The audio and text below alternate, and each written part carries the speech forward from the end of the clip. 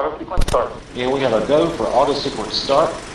Discovery's onboard computers have primary control of all the vehicle's critical functions.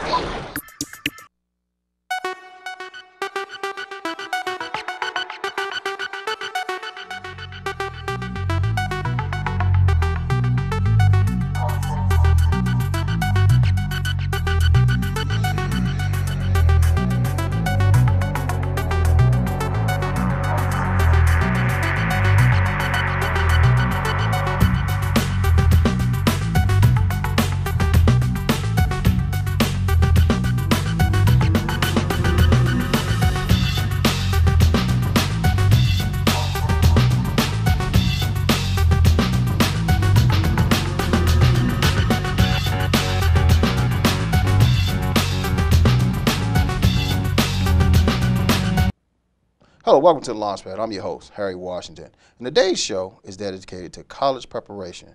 So those of you who are thinking about college or even planning for college, this segment is dedicated to you. We would like to welcome our first guest, Ms. Sue Rogan from Maryland Cash Campaign. Sue, welcome to the show. Thank you. Thanks for having me. Now, what's the mission, or when was the Maryland Cash Campaign established, and what's its mission?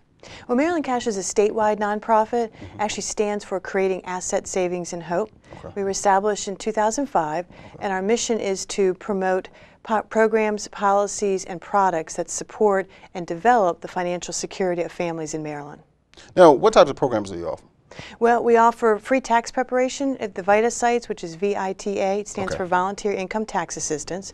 For those who qualify, it offers free tax preparation, and we support that in 14 counties and Baltimore City in Maryland. We also offer financial education programs, such as the Cash Academy, which is a website that lists all the free financial education classes that are taught in Maryland, and all of the educators and curriculum are screened by us, and we ensure that there are no products and services being sold in our classes. They're all fact-based, they're all educational. So they're all over Maryland, and we're also offering financial coaching, which is a group coaching program. And then another thing we do is called the Financial Stability Pathway, which is a program in Baltimore City that connects clients to a network of providers that help those clients build their financial security. Now, how does the Maryland Cash Campaign advocate for families? Well, our director spends a lot of time in the General Assembly working with legislators to educate them on policies that Maryland families need. So, for example, this year she worked on a law that's going into effect where when a young person is going to enter the foster care system, a freeze we put on their credit report so that no credit can be opened up in that child's name. And that was really important because foster care youth are particularly vulnerable to having their credit stolen. And when they get out of the foster care system, they're at a disadvantage because they have marks on their credit report that were never theirs, and it puts them at a disadvantage for getting any kind of student loans, car loans, apartments. So now that will be rectified. Now you guys have been around for a number of years. What kind of milestones have you faced as an organization? Well, we've done a lot of growing in the past few years. We really have. We had the Cash Academy program, and that has been out in counties, you know, year by year, month by month. Different counties are coming on to provide financial education classes in their communities. We've also helped to create coalitions in different counties. So there are 5 counties in Maryland that have local coalitions that focus on asset building and financial education. What are the needs of the community? What are the gaps? How can we help fill those gaps? We've also really, the Financial Stability Pathway is a very interesting project for us to be able to see how clients go from one service. Maybe they come into the pathway to get free taxes done. And while they're there, the tax preparer says, well, do you know about financial education? Or do you know about being able to apply for benefits? So it connects them to a variety of services and trying to help them on the pathway to security. Because you're based in Baltimore, but the one thing you mentioned was you work with other counties. Now, what counties do you work with in particular? Or is there no limit? Well, there isn't any limit. Oh, wow. Right now, we have a lot of classes and a lot of services available in Montgomery County, Howard, Frederick, Baltimore City, Baltimore County, and are working with a local coalition here in Prince George's County to provide services here. Now, how does parents get in touch with your organization? Well, how do they get to your services? Well, they can get to a number of ways. One is websites. So if you Google the Maryland Cash Academy, it comes right up. You can go online, see the classes that are available. The free tax preparation, again, if you Google Maryland Cash, you're going to get connected to where the free tax sites are. So any of those services are available. You can get to us either online or we have phone numbers on the websites as well. And our local partners also refer people to us. Oh, excellent. Now, what are some of the current initiatives that the Maryland Cash Campaign is working on? Well, we're really excited to be here in Prince George's County, and through the leadership of the Community College and Betty Habersham there, we've created a Prince George's County cash campaign. Okay. And through working with Betty and all of her partners, we're going to be providing more financial education here. Eventually, we'd like to see if we could get a group coaching program here as well. Gotcha. And the Community College has been doing free tax preparation for years. So we're just looking to, you know, make sure we have enough services here in the county to help the people. Now, help those parents again, those probably that maybe not have been listening to what you were saying. How do you help students get to college? How do you help fund them?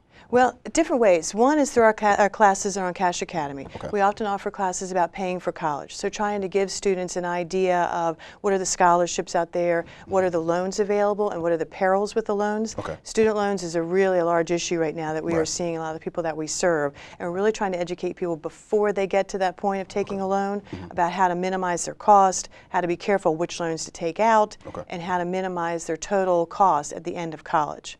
So we really try and do that through our classes and through workshops with our partners. Now, how do you work with that family who just doesn't have a clue? They just don't know where to start and where to go. How do you help that family? You know, money is a hard topic, and it affects all of us. Right. So we really try to come at it in a lot of different ways. You know, one is through the classes. If somebody can come to a class, get the information on what makes up their credit report, their credit score, you know, how to get it, how to build, how to rebuild credit, then they can get that information, they can go work on it. What we like to try and do is provide extra services if people need it. Sometimes people need the group coaching. Okay. So for example, the programs that we've been running, 8 people or 6 to 8 people come together every week for 8 weeks to set a financial goal and work on it through that entire time. Right. It's amazing to see the growth that people come together, people who don't even know each other, come together and say, yes, you know, I created my spending plan last week, I'm really excited about doing it, or I've paid down credit card debt, whatever it may be. We're trying to see if people need different services of how to connect them to it. Now, what would you say, what contributes to the success of the Maryland Cash Campaign? I would say, aside from just the sheer passion that all of us have for helping people with financial security, it really is our partners. Our local partners really make this for us. You know, we try to support them in every way we can, but with them knowing what their community needs and how to provide those needs, whether it is classes, whether it's online classes, whether it's coaching, whatever it is that they may need, how do we get it to them? So I'd really say our partners are our biggest asset. Now, last question, Sue, what advice would you give to students that are preparing for college? So it's a lot to think about, and you're excited about where you want to go, but I really encourage everybody to think about what is going to be the financial implication when you get out of college. Right. So the CFPB, the Consumer Financial Protection Bureau, has really good resources about how to choose between financial aid packages between different schools, how to evaluate what your total cost will be. But instead of just running off and going to school, which everyone's excited to do, please think about what the cost is going to be, because when you get out, you do not want to be $100,000 in debt and trying to pay that off at the same time you want to get a house, a car, and everything else. So is it hard, I guess the last point here, because I mean, you made an interesting point. Is it hard telling that family that maybe, because you serve families that have a total income of under $50,000, is it hard telling them, hey, maybe you can't go to a Columbia or a Brown or maybe even other schools that are more expensive? So I tell you what, we really take the approach of not necessarily telling someone what they can and cannot do, but helping them come about this decision themselves. So we talk with them about, so if you go to this school, this is going to be the amount that's going to be owed at the very end of it. And this will be the amount of payment that you're going to have to make on these student loans. How is that going to be helping your child when they get out of school and have that amount of debt there? And helping them see what the choices are and making the best decision for themselves. Excellent. Good point. Good point. We'd like to thank Sue Rogan from the Maryland Cash Campaign. We'll be back.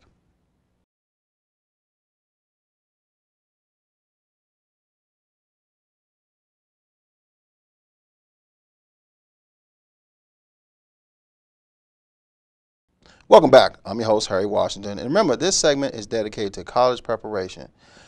Today we're joined by Miss Samantha Howard of Prince George's Community College, Office of Recruitment and Community Relations. Welcome to the show, Samantha. Thank you for having me. Now, what is the function of the Office of Recruitment? The Office of Recruitment is to go out into the community, whether it be high schools or companies or educational programs, and share what is available at the community college and how students can access just those different types of resources there at the college. So if a student wanted to learn more about the college, they would come right to your office? Yes, yes. We would be the first stop into getting information about the college, as well as just how to apply, what are the steps of enrollment. We have open houses, different things that they can do. We have scholarships that we offer out of our office directly as well, so there's a tons of resources that a student can get just directly from our office. How can students apply for the scholarships that you guys offer? Well, we have paper applications, but they're Okay. also online. Okay. And then you would submit the application. Our two scholarships that we offer directly out of our office are the Kathy and Jerry Wood Scholarship and the Legacy Board of Trustees Scholarship. The deadline for both of those scholarships this year is June 1st. Now, explain to our viewers, what exactly is your function?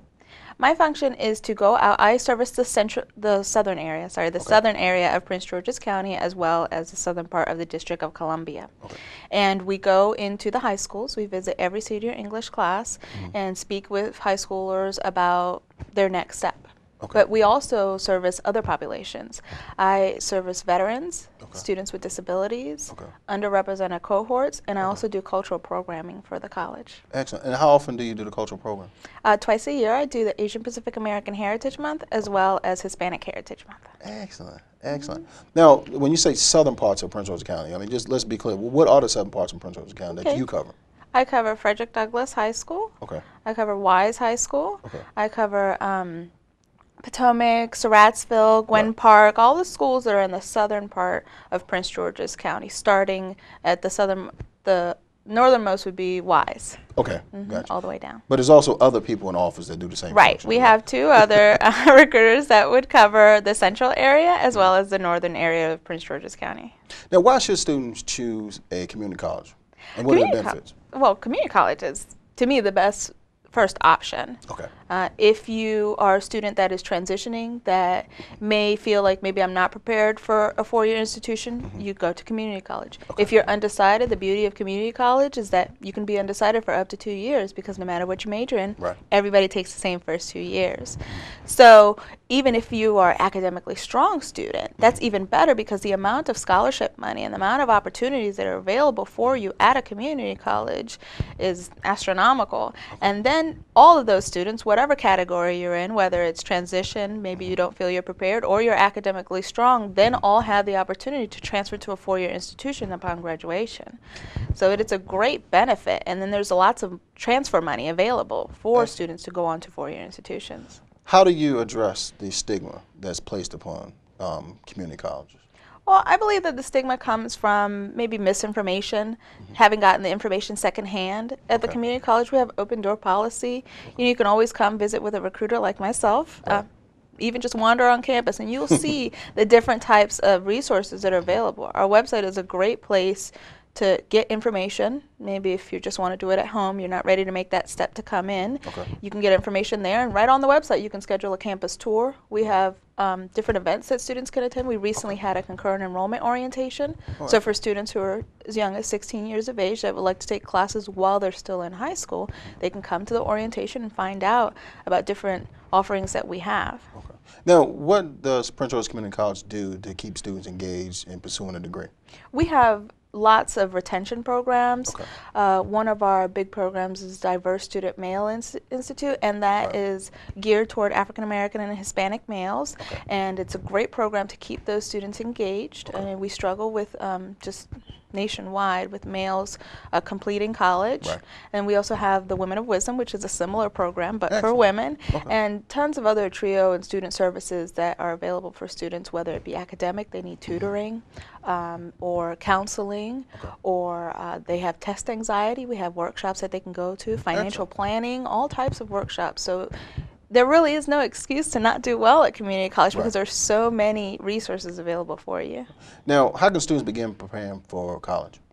I think a big part of preparation for college is parent involvement. And it starts as early as elementary school. Many people think, oh, the time to think about college is in my senior year. And at that point, you're behind the 8 ball. It really does start as early as elementary school. We do campus tours for elementary school children just to get that in their minds to know that after high school, I must do something, you know, some type of formal education. And then in middle school, just helping them with the transition to high school, understanding that in high school, I need to take the requirements to graduate. I need to, in my recommendation, that all students take at least 4 years of math, which is very important, and that they try to challenge themselves throughout high school with either AP courses or honors level courses, or even with taking concurrent enrollment if they're particularly strong at the community college so that they can start earning college credits while they're still in high school. Final thoughts. What advice what advice would you give to students who are considering, maybe not made that decision? What advice would you give to them? For community college? Yes, both community college. To just come and see it for themselves. It's always best to get the information firsthand, to be able to sit down with a recruiter and see how it works specifically for you and for your specific situation. Gotcha. Which is, you know, always tailored to the student. We have a lot of offerings, but every student is different. Excellent. We'd like to thank our host, Ms. Howard. We'll be back.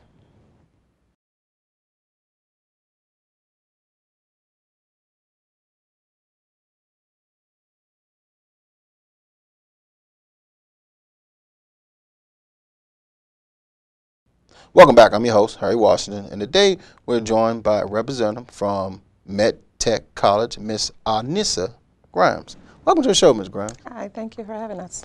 Now, explain to the viewers, what is the role of the Career Services Department, and what does your job entail? The Career Services Department actually assists our students in finding career job opportunities. We do networking opportunities, help the students with their resume writing tips, interviewing techniques, on-site job interviews. My role as a Director of Career Services is primarily to build those business partner relationships within the community so that our students can have that opportunity. Now, just throughout the process, when do students begin engaging in career service? Is it towards the end of the program, in the middle? No, actually they engage us from orientation the first time when, and actually really it's before then, because they come into campus, and once they come in, they come up to our department and get to meet us. So they meet us before they even actually enroll into the campus. Excellent. Now, how long is each of your programs? Well, what programs does MedTech, offer? MedTech has varied variety of programs. It depends on the campus that you go to. We have the medical assistant, medical billing and coding specialist, medical office specialist, the licensed practitioner nurse program, the registered nurse program, and the English as a second language program. And how long is each of these programs? The programs actually vary in their length. They can go anywhere from 7 to 18 months. Have you ever had situations where students may go over that time? Sometimes they do. We do have very unique situations that may cause a student to go a little bit longer, depending on the program again. They may go a little bit longer, but it's still within their time period to complete their dreams. Now, what's the enrollment process for MedTech? It's very simple, actually. Our future graduate contacts MedTech. They'll be put in touch with an admissions rep. The admissions rep will conduct a personal interview, take them on tour, and as they do in the personal interview, they'll talk to them about their personal goals, help them to work through some obstacles that they may have, if they have any, and then they'll be scheduled an appointment with a financial aid officer to discuss any financing options that may be available for them. Now, what's the typical student that MedTech gets? We actually have a very diverse community at MedTech. There's not no one race or gender or anything that stands out. It's very diverse because our communities are very diverse. But also you get some people, I'm sure, transitioning from different jobs. Yeah, we actually do. We get the age range does vary. You get some that have actually changed careers altogether. We've had some students who have their bachelor's degrees, who have their master's, and they're just looking for a different change from what they've been used to doing. How do you deal with that stigma that gets placed sometimes on non-traditional schools such as MedTech College? Many people, and growing up, period, for myself, I was one of those people who encountered that stigma. Oh, you don't go to those kind of schools. Those aren't important. Those schools really don't matter. But the higher education schools are the ones who educate our skilled workers of the U.S. You know, we're the skilled workers are the people who are the foundation for the United States, and we are the schools that help put those skilled workers out there sooner than later to help them to get those skills, professional training that they need so they can get into the field quickly. Now, give our viewers just a glimpse. What's the classroom like? What's the general, what's classroom size? The classroom size, again, it does vary per program on which one you're going in. I think the thing that's unique is it's more hands-on experience and more practical experience. You do have your theory, your lecture, you do have your hands-on parts with your clinical for our allied health programs. For the English as a Second Language program, that program in and out of itself, you have more group settings, more personal one-on-one time, things like that to really help those students master their English. As well as for the allied health programs, you do have your lecture theory portions, you have your clinical, and you have your administration, so that you get a facet of the front and back office, which is your administrative and clinical skills. So the students that are having difficulty can actually go to instructions and have maybe more one-on-one Absolutely. Tutorial sessions are always allotted for the students to be able to take part in that. The students just have to be willing to step up and take the tutorial time that's been assigned for them to have. There's resources online. We do have an online resource library with our campus as well, and we also, the instructors are available to talk to the students to help them work through, and we do promote study groups a lot. Okay. I guess final question, what advice would you give students who are considering MedTech College? The biggest advice I would give to any student that, or future graduate, that's what I like to call them, the professionals in training, the biggest advice I like to give them is to be willing to change. You need to be willing to change. If you're coming into a career that you know nothing about, it's a dream, it's a desire that you want to have, you have to be willing to change and adapt to meet that need, because there are many needs out in the community, and it's not about self, it's about giving of yourself to the community, and that's what we're striving to teach our students, to be extraordinary. I guess one additional point. What's some of the biggest obstacles that you face being a director? The biggest obstacle is gaining those business affiliations, those business partnerships, because this is entry level, as with many career choices when students come from whether they're taking nursing or they're doing medical billing and coding or medical assistance, it's all entry-level work. And many of the students, they don't know, they don't have the 3 and 5 years that the business partners are looking for, and we need the business partners in the business community to say, okay, enough is enough. I know that they're new. I'm going to give them the opportunity so that they can get that that job or career opportunity to see their dreams come be fulfilled. And many of the students, they go out, they have their interviews, and we help coach them and try to, we're like the biggest cheerleader for many of our students. And my challenge as a director is to really help have the business partners take ownership and say, okay, I am going to step out and take and hire these entry level and train them so that they can, whether they stay with your business for 10 years or whether they leave in 2, that they're willing to take that chance and be willing to step out and say, I'm going to take that student, I'm going to train them in addition to the training that you have provided and given to them as well. And that's the biggest challenge that I face as a director. Excellent. That's our show. We'd like to thank all of our guests. To learn more about them, view the credits. Thanks again for joining us.